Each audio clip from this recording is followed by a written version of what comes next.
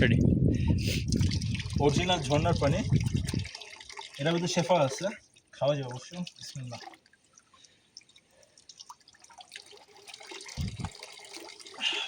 প্রচুর ঠান্ডা, বরফের মতো ঠান্ডা। পুরো বরফের মতো ঠান্ডা।